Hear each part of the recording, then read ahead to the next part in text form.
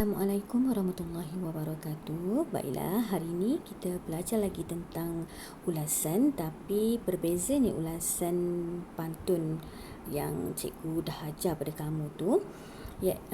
Yang ulasan cikgu akan ajar ni tentang diberi gambar. Diberi gambar ya. Gambar seperti contoh yang cikgu beri ni lah ya. Okey, jadinya lihat kepada soalan ya, soalan cuba awak tengok ya soalan, lihat gambar di bawah dengan teliti. Berdasarkan maklumat yang terdapat dalam gambar tersebut, tulis ulasan yang panjangnya antara 80 hingga 100 patah perkataan. Okey, sekarang ni kamu tengok kepada gambar yang diberi. Okey, gambar yang diberi. Okey, yang cikgu dah bulat gambar tu ya. Okey. Kebiasaannya, okey, sekarang ni ingat semula kalau ulasan mesti ada 3 perenggan ya, yang mana perenggan pertama awak akan ambil di sini, di soalan ini. Di soalan ni. Okey. Itu soalan di situ. Okey.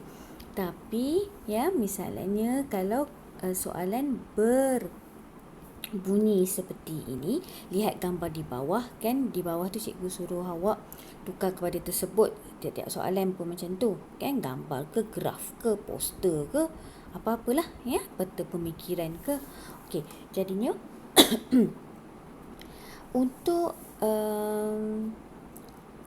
yang soalan berkaitan dengan gambar ini, cikgu lebih suka untuk kamu buat dengan cara yang cikgu akan tunjukkan nanti. Tapi sebelum tu, lihat ni apa keperluannya ya, keperluan untuk awak buat ya, apabila kita buat ulasan, iaitu yang pertama tu mesti ada pendahuluan, isi penutup, betul, mesti ada isi tersurat dan tersirat.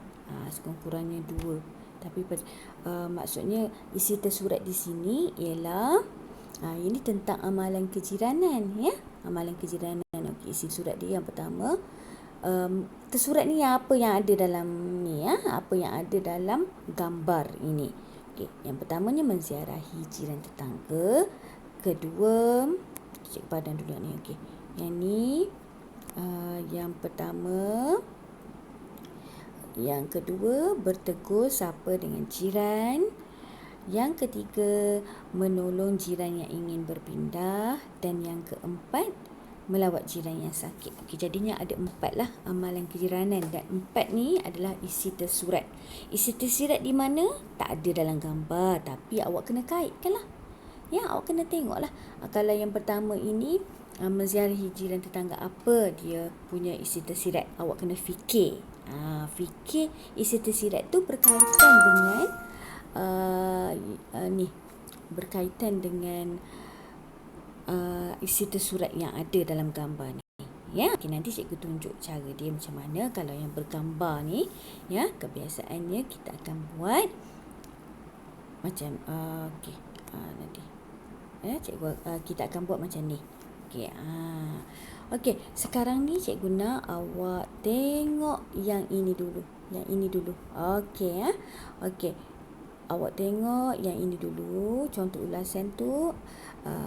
Biar dulu ya, cara jawab dia. Okey, cikgu lebih suka awak buat petak dulu ya, yang mana ada isi tersurat dengan isi tersirat. Okey, ini nampak sikit ya, baru awak nampak sikit, nanti tak lupa. Okey, mula-mula tu lah, tidak pun awak akan conteng saja kat mana-mana kertas soalan awak tu. Conteng sikit untuk awak nak catat apa yang awak nak isi untuk isi tersirat tu ya.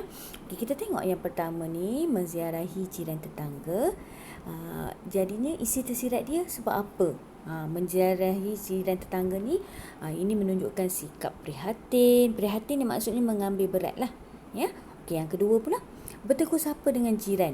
Ini dapat merapatkan hubungan antara satu sama lain. Yang ketiga pula, menolong jiran yang ingin berpindah. Ini dapat memudahkan urusan jiran tersebutlah dalam menguruskan masalah dia ke apa. Ya, ni macam ni dia nak berpindah kan. Jadinya memudahkan urusan jiran tersebutlah. Ya. Okey, dan yang terakhir, nombor 4, melawat jiran yang sakit. Ini akan dapat jiran tu rasa diri mereka dihargai, disayangi. Ya. Okey, yang ni lah. Ni lah. Contoh cikgu nak bezakan. Maksudnya cikgu nak suruh awak catat untuk sebagai panduan awak. Jadinya awak akan lebih ingatlah apa yang awak nak tulis. Kadang-kadang kita ingat dalam kepala je, apa tadi ya?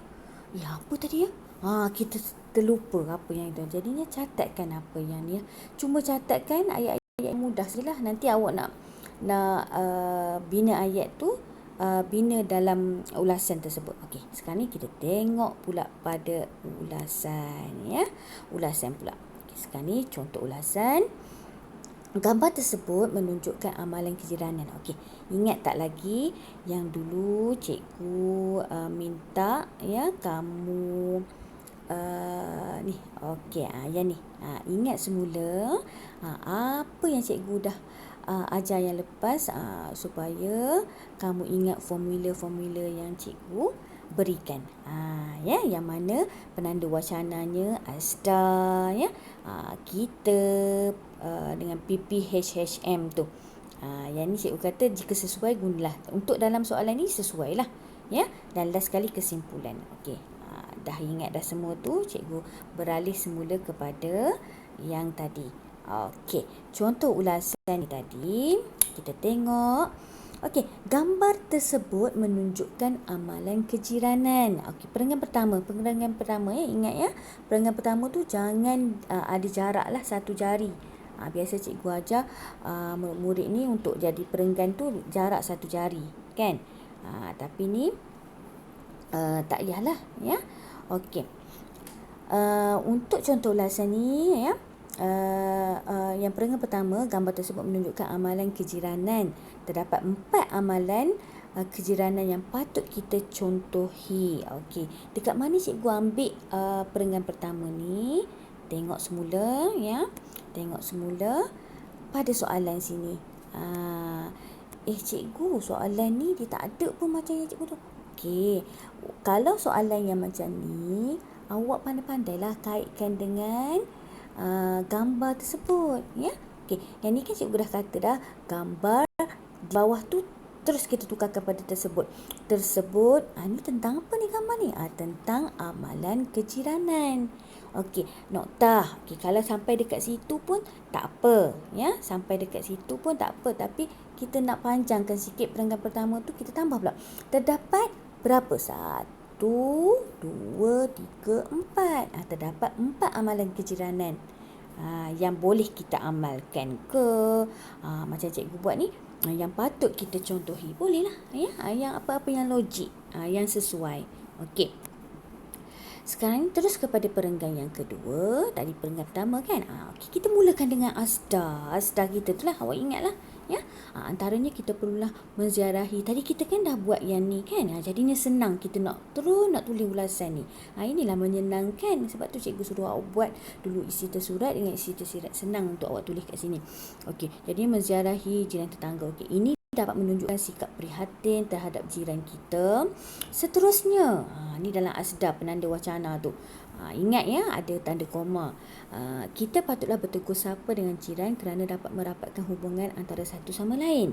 Selain itu, kita haruslah menolong jiran yang ingin berpindah kerana dapat memudahkan urusan mereka.